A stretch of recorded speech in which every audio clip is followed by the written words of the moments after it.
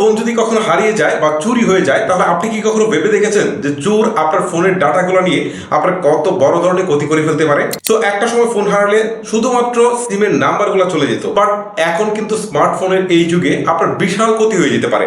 এক তো এটার সাথে আপনার সোশ্যাল মিডিয়াগুলো কানেক্টেড থাকবে, দ্বিতীয়ত এখানে আপনার অনেক ইনফরমেশন থাকবে, ছবি থাকবে, ভিডিও থাকবে। সো ফোন হারিয়ে যাওয়া বা চুরি হয়ে যাওয়া যাই হোক না কেন, সেটার পর অবশ্যই আপনার ফোনের সিকিউরিটি আপনাকে নিতে হবে। সো ফোন চুরি হয়ে যাওয়ার আগেই আপনাকে এই ভিডিওটা দেখতে হবে এবং বুঝতে হবে যে ফোন হারিয়ে যাওয়ার পর আপনাকে কি কি কাজ করতে হবে। তার আগে বলছি, এই ভিডিওটা মাস্ট বি আপনি আপনার ফেসবুকের টাইমলাইনে শেয়ার করে রাখেন, তাহলে আপনার ফোন কখনো হারিয়ে গেলেও আপনি এই স্টেপগুলো ফলো করে কিন্তু আপনার ফোনকে সুরক্ষিত রাখতে পারেন। বরাবরের মতোই আপনাদের সাথে আছি আমি হিমেল। মূল ভিডিও শুরু করার পূর্বে আপনাদেরকে বলবো, এরকম প্রয়োজনীয় ভিডিওগুলো পেতে চাইলে অবশ্যই আমাদের চ্যানেলটিকে সাবস্ক্রাইব করে রাখতে ভুলবেন না। আপনার মোবাইলটা হারিয়ে যাওয়ার পর আপনার প্রথম কাজ হচ্ছে আপনার সিমটাকে লক করে ফেলা বা হচ্ছে সিমটাকে ডিঅ্যাক্টিভ করে ফেলা। সো এই কাজটা যদি না করেন, তাহলে এই যে আপনার সিমে যে মোবাইল ব্যাংকিং গুলো রয়েছে, সেটা দিয়ে কিন্তু একজন খারাপ লোক আপনার সমস্ত টাকা তুলে নিয়ে যেতে পারে। সেটা বিকাশ হতে পারে, নগদ হতে পারে, রকেট হতে পারে। তো সিমটা লক করার জন্য আপনার যদি গ্রামীণ সিম থেকে থাকে আপনার ফোনের মধ্যে, তাহলে আপনি একটা কাজ করবেন, অন্য কারো একটা স্মার্টফোন নেবেন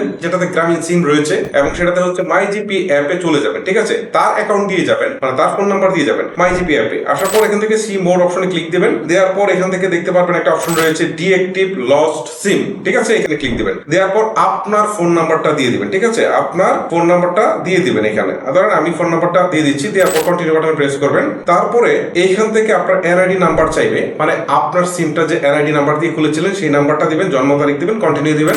বাকি প্রসেসগুলো আপনি শেষ করবেন। আমি যেহেতু এটা হারাইনি, সো আমি আর বাকি প্রসেস যাচ্ছি না। আপনার তথ্যগুলো ঠিকঠাক মতো দেওয়ার পর আপনার সিমটা কিন্তু ডিঅ্যাক্টিভ হয়ে যাবে। তাহলে স্ক্যামার বা হচ্ছে কোন একজন খারাপ লোক চাইলেই কিন্তু আপনার মোবাইল ব্যাংকিং এর টাকাগুলো নিতে পারবে না। এবারে আপনি কাস্টমার কেয়ারে গিয়ে আস্তে ধীরে সিমটাকে তুলবেন। এটা গেল আপনার ফার্স্ট কাজ। সেকেন্ড কাজ আপনার আরো একটা ইম্পর্টেন্ট, কারণ আপনার সিমে কিন্তু জিমেইল অ্যাকাউন্ট রয়েছে, যেটাতে আপনার ইউটিউব চ্যানেল থাকতে পারে, যেটাতে আপনার জিমেইলে অনেকগুলো মেইল আদান প্রদান হতে পারে। সো এটাও কিন্তু খুব ইম্পর্টেন্ট। এই ক্ষেত্রে আপনাকে যে কাজটা করতে হবে, জিমেইল অ্যাকাউন্টটা লগ আউট করতে হবে। তার আগে আপনার ফোনে যে ছবি রয়েছে, ভিডিও রয়েছে বা অন্য ডাটাগুলো রয়েছে, সেগুলো কিন্তু সেভ না। এখন একজন খারাপ লোক চাইলেই কিন্তু আপনার এই ছবিগুলো নিয়ে আপনাকে ব্ল্যাকমেইল করতে পারে বা আরো অনেক কিছু করতে পারে, বা এখানে আপনার ব্যাংকের ডিটেলস থাকতে পারে বা আরো অনেক ইম্পর্টেন্ট বা সেন্সিটিভ তথ্য থাকতে পারে। সেই ক্ষেত্রে আপনার দরকার আপনার এখান থেকে, মানে আপনার ফোন থেকে বা অন্য একটা ফোন থেকে আপনাকে ওই ফোনটাকে রিসেট করে ফেলা, যাতে ওই ফোনের যত ছবি, ভিডিও বা তথ্য থাকে সবগুলো যেন চলে যায়। কারণ চোরের কাছে গেলে তো আপনি ছবি, ভিডিও পাবেন না, আপনাকে এগুলো কেটে দিতে হবে। কিভাবে কাটতে হবে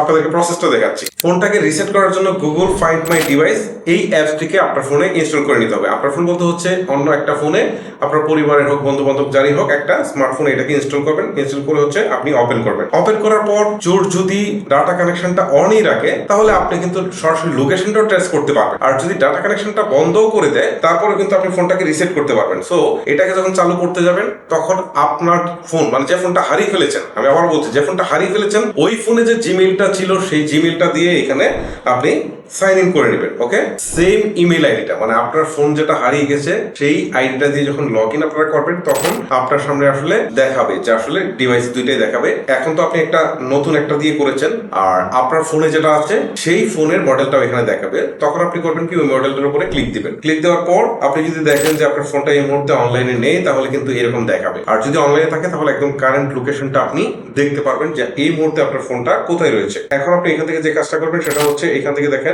এই মডেলের পাশে একটা আইকন দেখাচ্ছে, সেটা হচ্ছে সেটিংস এর আইকন। এখানে ক্লিক দিবেন। ক্লিক দেওয়ার পর এখান থেকে কিন্তু মডেল নাম্বারটা দেখাবে, নিচে হচ্ছে ফ্যাক্টরি রিসেট, এইখানে আপনি ক্লিক দিবেন। সো ক্লিক দেওয়ার পর এখানে যদি রিসেট বাটনে ক্লিক দেন, তাহলে কিন্তু আপনার ফোনে থাকা ছবি সহ সব ডাটাই কিন্তু চলে যাবে। ছবি, অডিও, ভিডিও, কন্ট্যাক্ট নাম্বার সব চলে যাবে। মানে চোরের হাতে ফোন থাকবে, বাট আপনি এখান থেকে কিন্তু ফোনটাকে আপনি রিসেট করে দিলেন। সো এই কাজটা আপনি করে রাখতে পারেন, তাহলে আপনার ডাটাগুলো কিন্তু সিকিউর থাকবে। এইগুলো দুইটা স্টেপ। এই দুইটা স্টেপে আপনি কিন্তু আপনার ফোনের ডাটাগুলোকে নিরাপদ করেছেন, ব্যাংক অ্যাকাউন্টগুলোকে নিরাপদ করেছেন। এখন কিন্তু আপনার ফোনটা পেতে হবে, আর এটা পাওয়ার জন্য আপনাকে অবশ্যই আপনার নিকটস্থ থানায় গিয়ে জিডি করতে হবে। জিডিতে আপনার ফোনের নাম্বারগুলো উল্লেখ করতে হবে, ফোনের মডেল উল্লেখ করতে হবে, তারপর হচ্ছে আইএমইআই নাম্বার উল্লেখ করতে হবে। যে আইএমইআই নাম্বারটা কিন্তু ফোনের আসলে আপনার যে বক্স থাকে সেখানে আপনি পাবেন। তো এই সমস্ত ইনফরমেশন দিয়ে আপনি জিডি করবেন। জিডি করার পর এখন কিন্তু প্রত্যেকটা থানায় স্মার্টফোন খোঁজার জন্য একটা করে ডিভাইস আছে। তো সেই ডিভাইস দিয়ে তারা আসলে খুঁজবে যে আসলে এই ফোনটার এই মুহূর্তে লোকেশন কোথায়। ফোনটা যখনই অন করবে, তখন এই আইএমইআই নাম্বার দিয়ে কিন্তু পুলিশ ট্রেস করতে পারবে যে ফোনটা এই মুহূর্তে কোথায় রয়েছে। আর সেইভাবে কিন্তু পুলিশ ফোনটাকে ট্রেস করে আপনার ফোনটাকে উদ্ধার করে আপনার হাতে পৌঁছে দিতে পারে। আর এটা কিন্তু অস্বাভাবিক কিছুই না। রিসেন্টলি আপনারা হয়তো আমার নিউজেও দেখেছেন, পুলিশ কিন্তু অনেক ফোন উদ্ধার করেছে, চুরি যাওয়া অনেক ফোন উদ্ধার করেছে। আমার পরিচিত অনেকের ফোনই উদ্ধার করে ফেরত দিয়েছে। সো ফোন কিন্তু ফেরত পাবেন, একদিকে আপনি ফোনটাও ফেরত পাচ্ছেন আর প্রথমে ডাটাগুলোকে আপনি নিরাপদ করে ফেললেন। সো ফোন হারিয়ে যাওয়ার পর এই কাজগুলো আপনার মাস্ট বি করতে হবে। গাইস, এই ছিল মূলত আমার আজকের ভিডিও। আমার মনে হয় যে এই ভিডিওটা আপনার জন্য যেমন হেল্পফুল হবে, অন্যদের জন্য অনেক বেশি হেল্পফুল হবে। সো আপনারা এই ভিডিওটা আপনাদের ফেসবুকের টাইমলাইন শেয়ার করে দিবেন, এতে হয়তো সবারই অনেক বেশি উপকার হবে। আজকের মতো আমি হিমেল এখানে বিদায় নিচ্ছি। আল্লাহ হাফেজ।